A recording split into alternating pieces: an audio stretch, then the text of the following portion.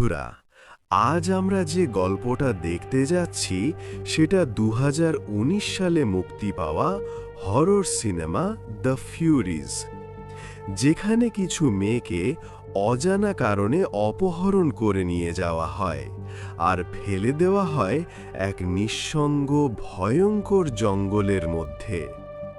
সেই জঙ্গলে শুরু হয় এক রক্তাক্ত শিকার খেলা, যেখানে না আছে কোনো পালানোর পথ, না আছে সাহায্যের কেউ। শুধু চারপাশে ঘুরে বেড়াচ্ছে মুখোশধারী কিছু দানব, যারা একে একে সবাইকে খুঁজে বের করে নিষ্ঠুরভাবে হত্যা করছে। কিন্তু এই শিকার খেলার পেছনে লুকিয়ে আছে আরও ভয়ঙ্কর এক রহস্য, যেটা জানলে আপনারও শরীর কেঁপে উঠবে। তাহলে চলুন শুরু করা যাক আজকের মুভি এক্সপ্লেন দ্য ফিউরিজ 2019।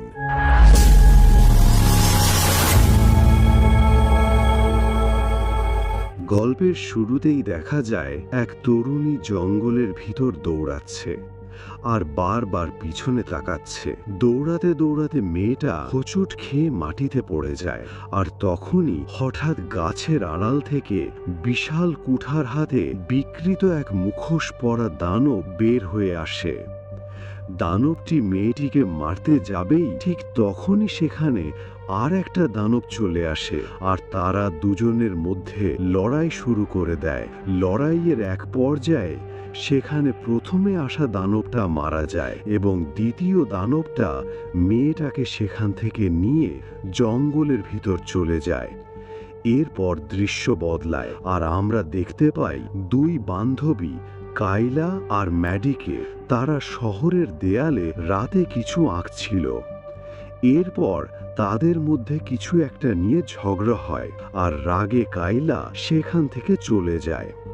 কিন্তু কিছু দূর যেতেই কাইলার চিৎকার শুনতে পেয়ে স্যাডি দৌড়ে সেখানে যায়, কিন্তু সেখানে কৈলাকে দেখতে পায় না। আর তখনই ছাদের ওপর থেকে একটা শব্দ তার কানে আসে, স্যাডি ভাগো এখান থেকে। এরপর আবার দৃশ্য পাল্টায় আর আমরা স্যান্ডিকে একটা অন্ধকার বাক্সে দেখতে পাই। তখন তার অন্ধকার বাক্সের ভিতরে জ্ঞান ফেরে। জ্ঞান ফিরতেই দেখতে পায় বাক্সটার ভিতরে অদ্ভুত এক ধরনের বাতি জ্বলছে আর প্রচণ্ড শব্দ হচ্ছিল বক্সটার ভিতরে। সে অনেক কষ্টে ঢাকনাটা খুলে সেখান থেকে বের হয়ে আসে। বের হতেই দেখতে পায় তার চারপাশে শুধু জঙ্গল আর জঙ্গল। সে তখন বুঝতে পারে সে জঙ্গলের মধ্যে আটকা পড়ে আছে। এরপর স্যান্ডি তার বান্ধবী কাইলাকে খুঁজতে শুরু করে, কিন্তু কোথাও খুঁজে পায় না। কিছু দূরে গিয়ে সে দেখতে পায় সেখানে একটি পুরনো লাশ পড়ে আছে। সেটা দেখে স্যান্ডি ভয় পেয়ে যায়।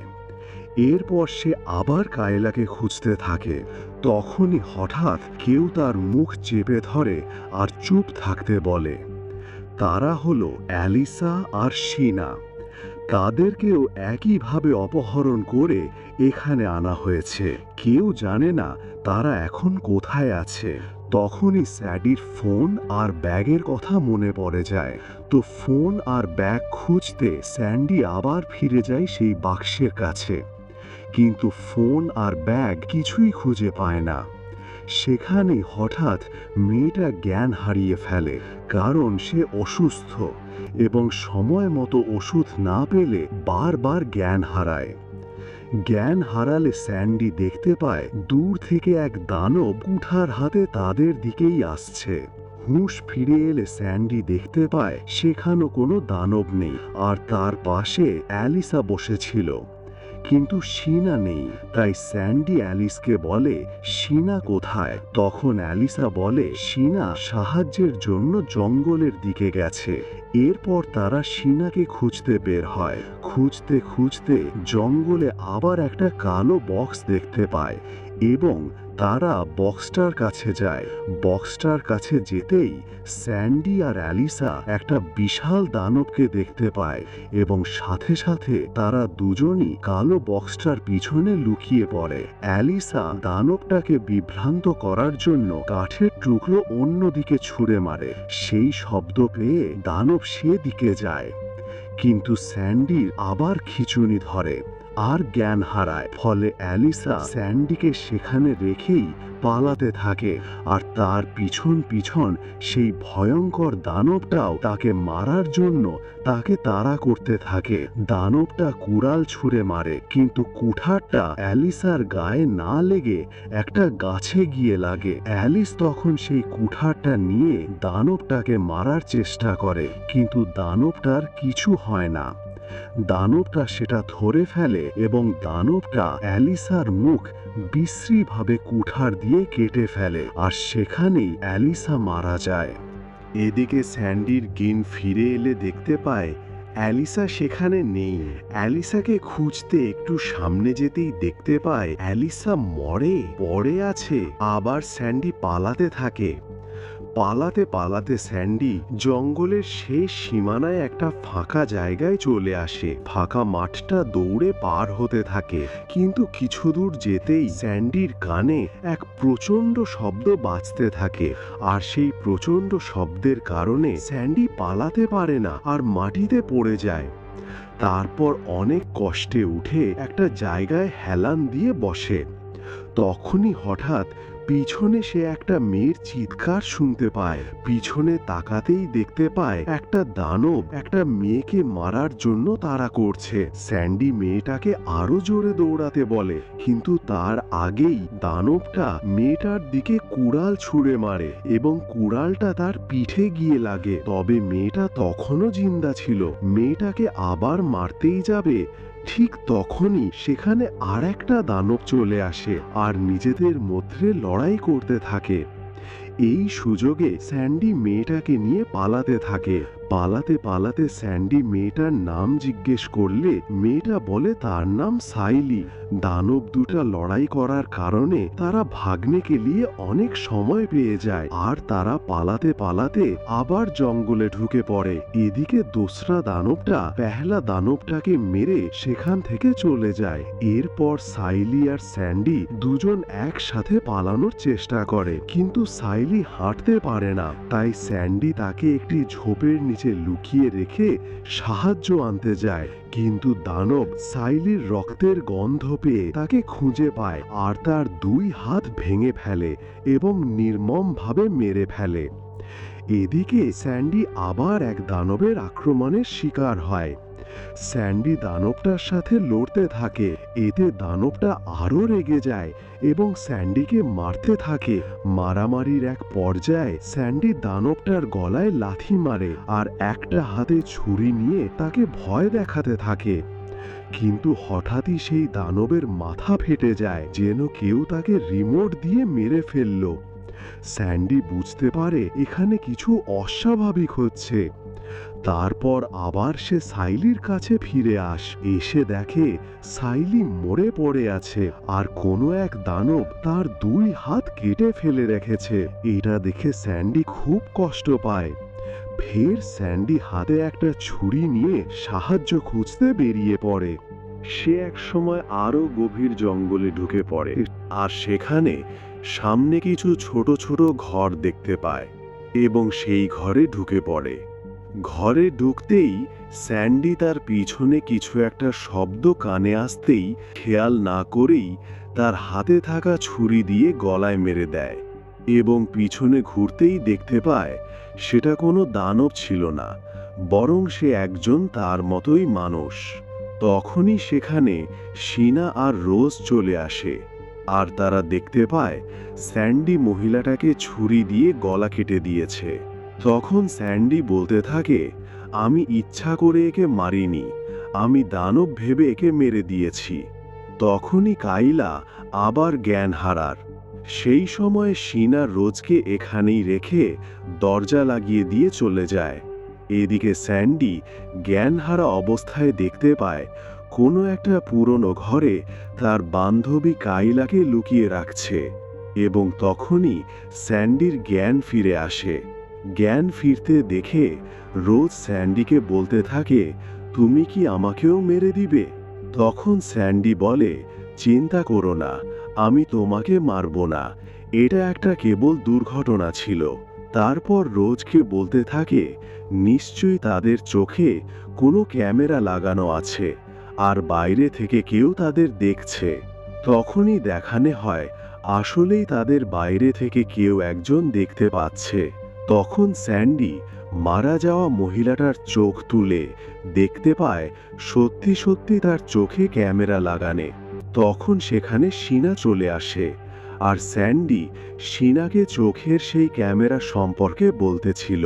এর মধ্যে সেখানে একটা দানব চলে আসে। সাথে সাথে তারা তিনজন লুকিয়ে পড়ে। তবে দানবটা রোজকে দেখতে পেয়ে তাকে টেনে ঘরের বাইরে নিয়ে যায়। এদিকে শীনা আর স্যান্ডি দানবটাকে মেরে ঘর থেকে বের করে দিয়ে আবার দরজা লাগিয়ে দেয়। তখন স্যান্ডি বলতে থাকে, এই দানবগুলো নিশ্চয়ই কোনো গেমের মতো, নিশ্চয়ই দানবগুলোকে কেউ বাইরে থেকে নিয়ন্ত্রণ করছে। আর স্যান্ডি এটাও বলে, আমাদের প্রত্যেকের জন্য একটি করে দানব পাঠিয়ে দেওয়া হয়েছে, যার জন্য যে দানব পাঠিয়ে দেওয়া হয়েছে সেই দানব শুধু তাকেই মারতে পারে। তবে সেই দানবটা তাকে মারার আগে যদি অন্য দানব এসে মেরে দেয়, তাহলে এই মেয়ের জন্য যে দানব এখানে পাঠানো হয়েছিল সে আপনা আপনি ফেটে ছিন্ন ভিন্ন হয়ে যায়। এই কথা শুনে শীনা রোজ আর স্যান্ডিকে মারার চেষ্টা করে, কিন্তু তার আগেই তারা দুজন পালিয়ে অন্য একটা ঘরে গিয়ে দরজা বন্ধ করে দেয়। রোজ আর স্যান্ডি প্রতিজ্ঞা করে তারা একে অপরকে কেউ কখনো মারবে না। তো তারা এবার কাইলাকে সেখানে লুকিয়ে রাখতে দেখেছে, সেখানে যাওয়ার প্ল্যান করে এবং স্যান্ডি ঘরে একটা ছোট ফুটো দিয়ে বাইরে বের হয়ে আসে। রোজ বের হতেই যাবে, ঠিক তখনই একটা দানব সেই ঘরে ঢুকে পড়ে এবং রোজের পা ধরে বাইরে বের করে। এটা দেখে স্যান্ডি একটা করাল হাতে নিয়ে দানবটার হাতের আঙুল কেটে দেয়। দানবটা এবার রেগে স্যান্ডির গলা চেপে ধরে। রোজ কুড়ালটা দিয়ে দানবের পায়ে আঘাত করে।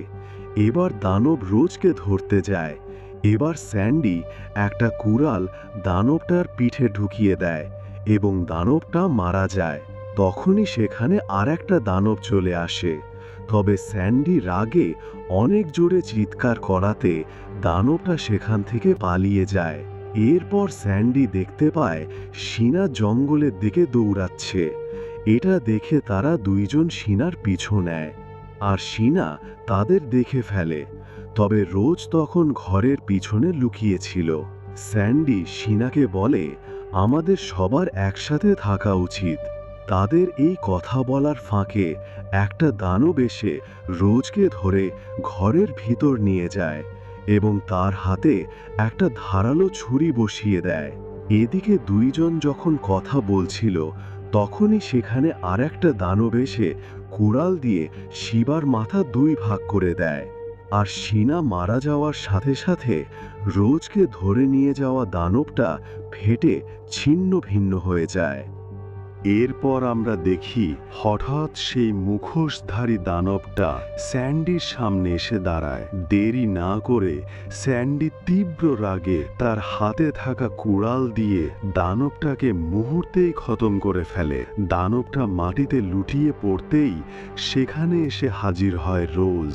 রোজ চিৎকার করে স্যান্ডিকে বলতে থাকে, তুমি আমাকে বাঁচাতে কেন আসোনি? স্যান্ডি শান্তভাবে তাকে বোঝায়, সান্ত্বনা দেয়। তারপর দুজনে মিলে কাইলা যেখানে বন্দী ছিল সেদিকে ছুটে যায়। কিছুক্ষণ পর তারা অবশেষে কাইলাকে খুঁজে পায় এবং তাকে সেই ঘর থেকে বের করে আনে। ঠিক তখনই আর একটা নতুন দানব এসে হাজির হয়। স্যান্ডি আত্মবিশ্বাস নিয়ে বলে, আমরা তিনজন মিলে খুব সহজেই একে মেরে ফেলব। কিন্তু ঠিক সেই মুহূর্তে স্যান্ডির মাথায় ভয়ানক যন্ত্রণা শুরু হয়। সে আবার তার জ্ঞান হারাতে থাকে। স্যান্ডি পড়ে যাওয়ার আগেই কায়লা তাকে ধরে ফেলে। আর এই সুযোগটাই কাজে লাগায় রোজ। হঠাৎ পিছন থেকে সে কায়লার গলা কেটে দেয়। কায়লা মাটিতে লুটিয়ে পড়তেই পাশের দানবটার মাথা সাথে সাথে ফেটে যায়, যেন কায়লার মৃত্যুর সাথে তারও সংযোগ ছিল। জ্ঞান ফিরে পেয়ে স্যান্ডি দেখতে পায় রোজ তার সেরা বন্ধু কায়লাকে হত্যা করেছে। সে ভেঙে পড়ে, কায়লার শরীর জড়িয়ে ধরে কান্নায় ভেঙে পড়ে। স্যান্ডি রোজকে চিৎকার করে বলে, তুমি এখান থেকে চলে যাও, আমি তোমার সাথে থাকতে চাই না। রোজ বাধ্য হয়ে সেখান থেকে চলে যায়। এরপর স্যান্ডি একা হাতে একটি ছুরি নিয়ে জঙ্গলের বাইরে বেরিয়ে আসে। ভেতরে ভেতরে সে প্রচণ্ড ভেঙে পড়েছে, বন্ধুদের হারিয়েছে, যন্ত্রণা সয়েছে আর ক্রমাগত নজরদারির শিকার হয়েছে।